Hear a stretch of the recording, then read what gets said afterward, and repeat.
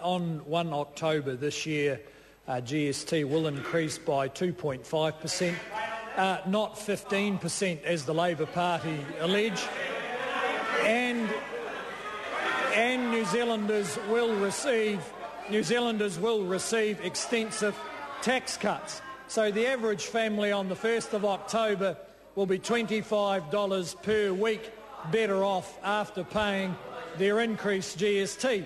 And we're advising them not to be misled by Labor, who seem to be unable to calculate what 15% GST is in their pamphlets that they've published. Point of order, Honourable Darren Hughes. Speaker, just as the ACT leader was concerned about questions being loaded, having loaded a few bullets himself today, the answer talked about misleading, a party misleading. Order. I've heard sufficient. Order. I've heard sufficient. As I warned members, ask a question like that accuses a government of breaking a promise. Don't seek my protection if the answer is not attractive to the side asking the question. Be a bit more thoughtful about asking questions. The Honourable Leader of the Opposition, supplementary question. Did the Prime Minister ever forewarn New Zealanders that National would increase GST, or did he explicitly say, quote, National will not be increasing GST, end quote? The Honourable Bill English. Mr Speaker, this government ran the most open pre-budget policy process the country has ever seen, with a 15-month national discussion about what changes were required in the tax system to undo the damage done by that party to our economy. And many New Zealanders have welcomed the government's changes in the tax system because it will help undo the damage done by that party and lift our growth prospects for the future.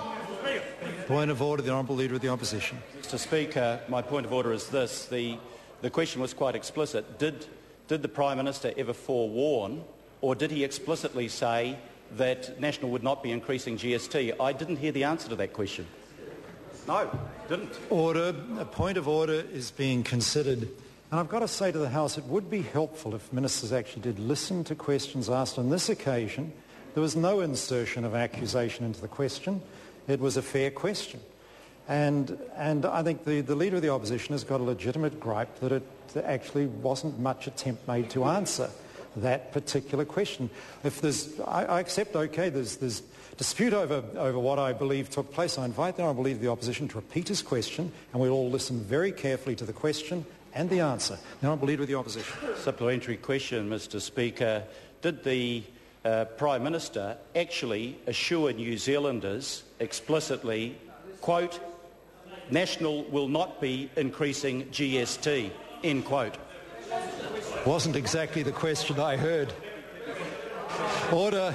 The Honourable Leader of the Opposition. Mr Speaker, did the Prime Minister forewarn the country that National would be increasing GST, or did he say explicitly, quote, National will not be increasing GST, end quote? The Honourable Bill English. Mr Speaker, as I said in my earlier answer, the country was forewarned. This government ran the most open pre-budget policy process the country has ever seen, running from about March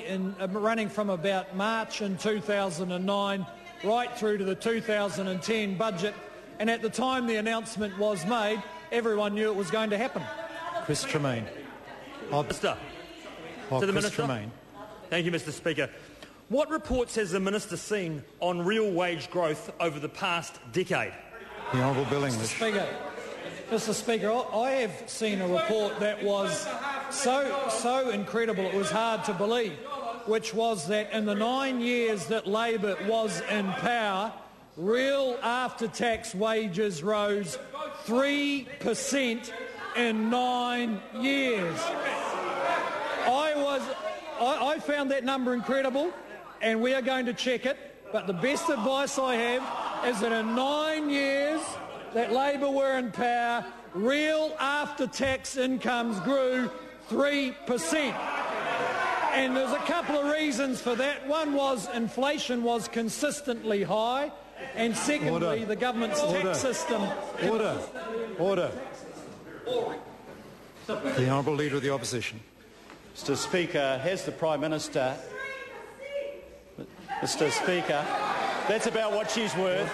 That's about what she's worth, Mr. Speaker. Yeah. That's about the percentage of promises she...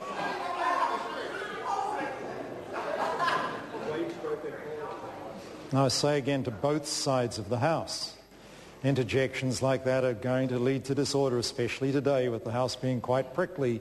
I ask members to be reasonable. The Honourable Leader of the Opposition. Speaker, has the Prime Minister ever assured the country that he was opposed to compulsory savings schemes, and is he now considering one? The Honourable Bill English.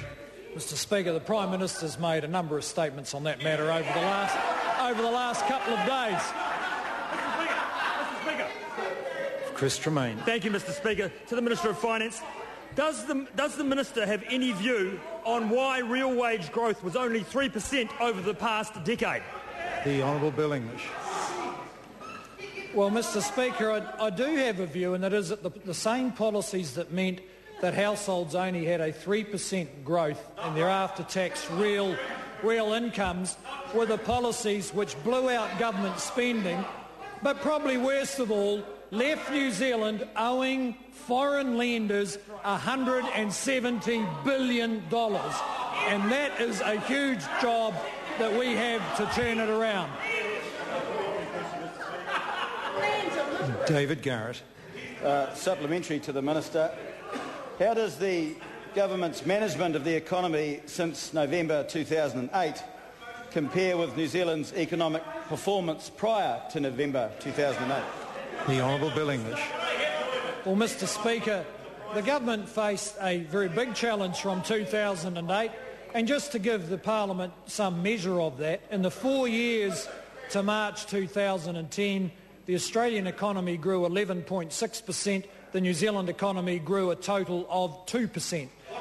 So turning that around is going to be a massive decade-long job. We're only now realising how much damage the Labor Party did to this economy. The Honourable Leader of the Opposition. Mr. Speaker, what are the milestones that Jerry Brownlee said the national government had to measure its progress in closing the wage gap with Australia? The Honourable Bill English. Mr. Speaker, our milestone is to close that gap by 2025, and there is any number of publicly available economic indicators for the public to assess our progress by. Question number 2, Craig Foss. Thank you, Mr. Speaker.